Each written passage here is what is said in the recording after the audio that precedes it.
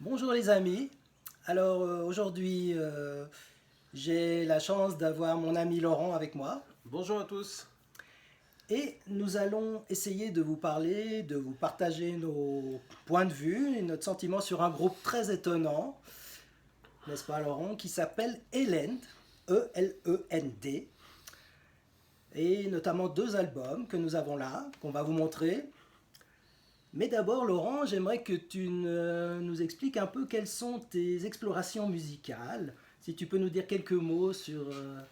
oui, vaste sujet. Ah, tu as décidé de me prendre par surprise. Ah, Ben, il y a beaucoup de gens qui disent, quand on leur demande ce qu'ils écoutent comme musique, qu'ils écoutent de tout, un peu de tout. Souvent on a cette réponse, oh, un peu de tout. Et je m'aperçois que c'est tellement vaste la musique que souvent ce sont des gens qui n'en écoutent pas beaucoup. Quand on écoute beaucoup de musique, on se rend compte qu'on personne n'écoute un peu de tout. Écouterait aussi bien du rap que du classique contemporain, que du black metal ou du zideco, du yodel. Ça fait, il n'y a personne qui écoute de tout. Alors il y a un tas de musique du monde que je n'écoute pas, que je connais pas, qu'on ne peut pas tout écouter. Le rap, très peu, j'ai du mal. Le R&B à la française, j'ai plus que du mal. cependant, tu as des spécialisations quand même, des genres que tu as explorés bien, bien Voilà. Et profondément. en fait, j'y allais par l'exclusion là. Pour le reste, je suis assez hétéroclite, avec une préférence pour le rock progressif et le metal, particulièrement le heavy metal années 80 et le black metal. Alors après, j'aime quand même beaucoup le death metal et le thrash metal, ouais. Même un peu de Exactement. hard rock aussi, ouais. Bien sûr. Des genres passionnants que je connais bien aussi, enfin que je connais bien. Disons que j'ai exploré. Laurent, merci de m'accueillir ici en Haute-Savoie. Alors, on ne peut pas montrer le paysage, mais c'est très beau. Et donc, on va essayer de parler de Elend, qui est un groupe avec une très forte personnalité, pour le moins. Oui, je trouve aussi. Alors, il y aurait beaucoup à dire et on va être, On, par rapport à la masse que c'est, on va être assez superficiel forcément. on va essayer de donner une idée des deux albums que nous avons là, qu'on va vous montrer. Alors, effectivement, Hélène, c'est des sacrés clients. Alors, d'où vient ce groupe, Laurent? Qu'est-ce Alors, qu'on peut dire? euh, je ne suis pas le grand spécialiste de Hélène, hein. J'ai exploré ça un petit peu, on a découvert ensemble et j'aime beaucoup. Ils Toi avant moi. sont, ouais, voilà, ils sont franco-autrichiens. Je les avais découverts à l'époque à travers le magazine Metallian. Yes. Et puis, il me semble me souvenir que le label Holly Records faisait une grosse promotion sur Hélène aussi. Il devait y avoir quelque chose. Et je les avais découverts à ce moment-là, années 90. J'avais écouté Le son de Ténèbres, que j'avais beaucoup aimé, qui m'a un peu sorti de la tête, et à tel Le point deuxième album, ouais, on le retrouve pas là. Mais bon, on va se focaliser sur le quatrième et le septième, à savoir à savoir Huberson, dit Humberson, ouais. Humberson, que voilà, avec une pochette qui peut déjà donner une idée sur l'intensité de l'album en question, donc le quatrième album. Les Ténèbres du dehors, c'est le deuxième album. Ouais. Alors, moi, j'ai écouté un peu les deux, et je trouve que cet album dit Humberson, pardon, ressemble beaucoup aux Ténèbres du dehors. Qu'est-ce que tu en penses? Mais je te dis, hein, je l'ai plus trop en tête le précédent, mais pour moi, du premier au dernier, on peut les inscrire quand même dans le même style, simplement après avec des évolutions, des variations. Alors, est-ce qu'on peut dire, Laurent, que Hellend est du black metal ou pas? À Ah ouais, ton alors avis? c'était peut-être pas un dilemme, mais une discussion qu'on avait. Ouais, non, pour moi, c'est même pas du métal du tout. Ah d'accord, carrément. C'est de la musique très sombre qui séduit souvent les amateurs de métal, Oui. qu'on a retrouvé dans la promotion justement chez Metallian ou sur des labels spécialisés métal encore aujourd'hui. Oui, là je suis en train de voir, ouais, c'était bien chez Holly Records. Exactement. Là c'est le second qu'on va présenter, c'est le Holly 114. Mais ce n'est pas en soi du métal, hein. Alors pour toi, ni du metal, ni du black metal. Pourtant, moi je dirais que dans cet album dit Umberson, quatrième album. En quelle année? Là, on l'a oublié, ça. Ça, on l'a zappé. 1997, je crois, non? Ah, tu veux dire 87? Non. 97. Ah, 97, ouais. Moi, j'aurais dit 97. C'est marqué 98 sur l'édition CD, là, ouais. On n'était pas loin. Ouais, J'étais pas loin. C'était pas mal. Alors, on dit pas black metal, pas metal, mais quand même, je trouve qu'il y a des éléments black metal dans cet album. Parce qu'il y a j'allais dire, des cris et des lamentations enrobées de musique comme ça, très grandiloquente et très symphonique, avec des chœurs féminins très étonnants. Alors, qu'est-ce que tu en penses? Moi, je verrais plutôt un parallèle évident avec le métal et le black metal, mais sans en être. Hein. Je suis têtu. Hein, mais... Ouais, non, mais c'est très bien. Un parallèle, plutôt. Ouais, plutôt un parallèle, ouais. Ok, donc il y a quand même une parenté. Sur la thématique, ouais, l'aspect très sombre. Très massif et très sombre. Très massif, très sombre. Extrêmement sombre. Ah oui, alors c'est vraiment un album qui n'est pas à mettre entre toutes les oreilles. Hein. C'est pas la fête au village des musclés. C'est vraiment... Vous voyez, déjà sur la pochette, qu'est-ce qu'on voit sur la pochette? Un homme... Est-ce que c'est Jésus? Est-ce que c'est un homme? Ouais, c'est un genre de Christ. C'est un genre de crucifixion, mais particulière. Il est limite assassiné, le pauvre, là. C'est ça. Alors moi, je trouve que la pochette est très évocatrice. J'allais dire un album qui exprime une profonde souffrance, une profonde... Oui, c'est ça, je dirais une souffrance abyssale. Je sais pas qu'est-ce que tu en penses. Je trouve que déjà la pochette et même le contenu musical, malgré... Au début, comme ça, il y a des chœurs féminins, on dirait presque un opéra très sombre, mais quand même, c'est vraiment un album axé sur la souffrance, je trouve, et la lamentation. Qu'est-ce que tu en dis? Non, c'est exagéré. C'est une interprétation. Cet aspect très sombre et très massif ne représente pas forcément une souffrance. On a tendance à penser que lorsqu'on écoute du métal ou particulièrement du black metal, ça pourrait être parce qu'on est soi-même agressif ou que ça pourrait être un exutoire. J'aime à dire que la musique n'est pas simplement un exutoire, elle est belle en elle-même. Okay.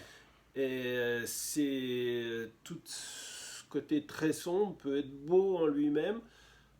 On peut dire que ça représente une souffrance, mais c'est une interprétation. D'accord. Donc, je ne le vois pas forcément comme ça. D'accord. Alors on dirait un album très intense, très grandiloquent. Ah ça oui.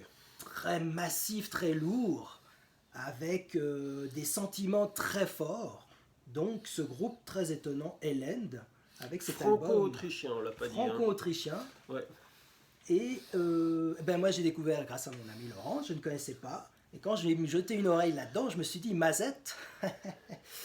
Alors, qu'est-ce qu'on pourrait dire encore? On va passer au deuxième album que nous avons là, qui s'appelle A World in Their Scream. C'est le dernier album, le 7e, en 2007, que voilà, avec une pochette en noir et blanc. Alors, nous avons quand même quelques évolutions dans cet album, A World in Their Screams, Laurent, puisque moi je dirais qu'il y a des aspects un peu... musique contemporaine. Je ne sais pas, ça m'a fait penser à Frank Zappa, orchestral favorite, tiens. Ouais, alors moi je trouve qu'on a déjà cet aspect, un parallèle aussi qu'on pourrait faire avec le classique contemporain, avec les albums précédents. Il est peut-être encore plus présent ici. Oui. Et ouais, on peut citer... Schnittke, Penderecki. Stockhausen, moi j'ai un peu triché, hein, j'ai regardé sur le net ce qu'en disaient les gens à droite à gauche. Effectivement, dans le classique contemporain, pas facile d'écoute, un peu dérangeant. Gorecki, des compositeurs plutôt de l'Est de l'Europe. Ouais, en l'occurrence. Polonais. Allemand ou Europe de l'Est, ouais. Alors moi j'ai pensé aussi à la musique de L'Exorciste, parce que dans la musique qui est une compilation de morceaux classiques, comme dans le film de Shining, cet album d'Elend, donc A World in Their Screams, le dernier en date 2007, ça m'a fait penser à L'Exorciste parce qu'il y a du Penderecki dans L'Exorciste, c'est-à-dire une musique comme ça aussi très viscérale, très contemporaine, avec des chœurs, avec des lamentations. Ça m'a fait, d'ailleurs, l'autre album m'a fait penser aussi à la BO que tu connais bien de Jean Prodomides, Danton. Je sais que tu as Ah bien oui, écouté cette BO. ouais, j'aime bien ce compositeur, ouais. Ouais. Ça m'a fait penser un peu à ça, c'est-à-dire des lamentations avec des chœurs. Alors dans Danton, c'est des chœurs d'hommes, et là nous avons des chœurs de dames très étonnants d'ailleurs dans ce... Ouais, ça alterne hein, entre des voix masculines et féminines. Il y a énormément d'éléments, c'est très dense dans l'un comme dans l'autre. Hein. Oui. Ouais, lourd, pas dans un sens péjoratif, mais dans le sens de Massif, très massif, très dense. percutant, dense, C'est pas une musique où il y a beaucoup de temps mort, de passages calmes. Ouais, Enfin, si, il y en a. au début en Des intro. passages calmes, oui, mais il y a quasiment toujours... Il n'y a pas beaucoup d'espace dans leur musique. Oui. C'est pour ça qu'on trouve... Enfin, ouais, on trouve ça lourd, mais ouais, pas dans un Massif, sens péjoratif, ça reste... Enfin, pour moi, c'est grandiose. Des albums qui durent plus d'une heure en général. Hein. C'est des albums d'une heure, 1h10, 1h07 en général. Donc c'est des fresques très massives, une musique très intense. Alors, un parallèle avec le black metal, une parenté, là-dessus on est d'accord, plus ou moins. Moi, je les classerais quand même dans le black metal personnellement, mais effectivement, ça se discute, ça se discute. Bah, il y a pas ou très peu d'instruments électriques. Notamment, on n'est pas du tout dans le schéma Guitare, basse, batterie. Ouais. non du tout, en effet. On est plus avec des instruments classiques qui sont sans doute pour une partie Électronique. Électronique. On Ouais. peut le supposer, oui, effectivement. Parce que sinon, ça coûterait une fortune de faire un album pareil avec Ah, l'orchestre de Paris. Je sais pas de... s'ils ont fait des concerts d'ailleurs. Alors ça, je sais pas. On est battu. Alors, on va bientôt conclure. Et j'aimerais, Laurent, que tu me parles aussi des vinyles, des rééditions vinyles d'Hélène. Ah oui, oui, oui. Si tu pouvais dire un mot là-dessus, qu'est-ce qui s'est passé? Qui a réédité? Qui a réédité? Je sais pas. Je crois que c'est Noé Vedia. Oui, c'est Noé Vedia. Et alors, Ils ont réédité en vinyle. dans mes aventures, mes prospections musicales, je me suis tout d'un coup souvenu d'Hélène. Bah, quand j'ai réécouté cet album bien tranquillement avec mon baladeur, faut être prêt à écouter ça, faut être d'humeur à écouter ça. C'est cette ambiance fin du monde. Je suis pas surpris que tu fasses le parallèle avec des musiques de films, puisque il y a des aspects comme ça où ça semble raconter une histoire. Il y a un côté dramatique permanent. On verra. Cinématographique. Cinématographique, ouais. Mhm. Et en écoutant ça, je me suis dit, tiens, j'ai regardé fouiller sur le net, j'étais sur leur Facebook, Mhm. où ils faisaient justement la promotion d'édition vinyle, pour la première fois de certains de leurs albums. Mhm. J'ai tout de suite commandé ça. Et notamment donc le deuxième, comment il s'appelle déjà? Là, j'ai un trou de mémoire, mais c'est le son de ténèbres ou les ténèbres du Les dehors? Ténèbres du dehors, voilà, c'est Les Ténèbres du dehors, c'est le deuxième. Donc celui-là, il a été réédité en vinyle. Ouais, je suis pas sûr, mais enfin... En tout cas, il y a eu des albums d'Hélène réédités. Non, je crois que c'est les 3 derniers. Ah, les 3 derniers, donc il y a celui-là. Il y avait celui-là, World in Their Screams. Ok. Et j'ai tout de suite commandé parce que sur leur site internet, ils précisaient que ça avait été réalisé après énormément de travail par une petite maison pour des pressages de qualité optimum. Et j'ai reçu les disques, déjà un grammage de pochette assez fin, plutôt du premier prix. Bon marché, oui. Ouais, enfin, c'est pas très dérangeant, mais surtout les vinyles étaient voilés. Clairement voilé, et ça c'est la maladie actuelle, hein. On connaît un petit peu le problème. La demande pour le vinyle est tellement forte que les quelques usines de pressage qui ont survécu sont débordées et j'imagine ont des procédures accélérées. des délais qui sont trop courts, des temps de refroidissement Trop courts. trop courts également. Donc, Et c'est ultra récurrent sur les pressages actuels, des disques simplement voilés, voire carrément gondolés. C'était simplement voilé pour le cas des Hélène.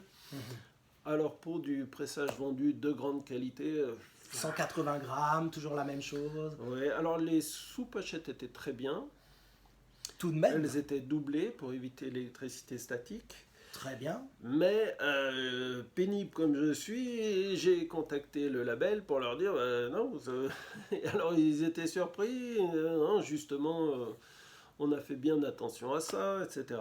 Et ils ont quand même. Alors Noevedia a eu quand même la grande honnêteté d'accepter mon retour. J'avais commandé 2 autres disques avec et de me rembourser sans trop Voilà. discuter.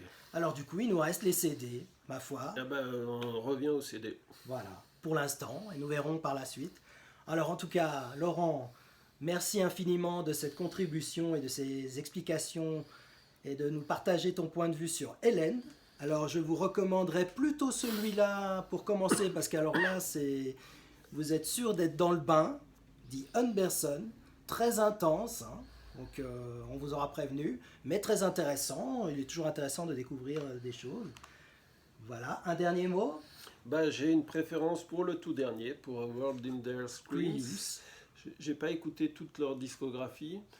Moi non plus. Mais ouais, encore une fois, si vous êtes d'humeur à vous plonger là-dedans, c'est pas un truc qu'on met en musique de fond à l'apéro, hein. Non, loin de là. Et il faut se plonger dedans, être d'humeur, et pour décortiquer cette musique massive avec plutôt une instrumentation classique, mais avec un parallèle avec le métal, le black metal ou peut-être le rock gothique, enfin, Oui. les aspects les plus sombres. En tout cas, oui, très très sombre. Alors là, à découvrir, parce que c'est quand même un groupe qui a fait quelque chose d'assez phénoménal, je trouve. C'est pour le moins très marquant, pour le moins très original et marquant, en effet. Très bien. Merci beaucoup, Laurent, pour cette contribution. Au plaisir. Et je vous dis à la prochaine. Au revoir.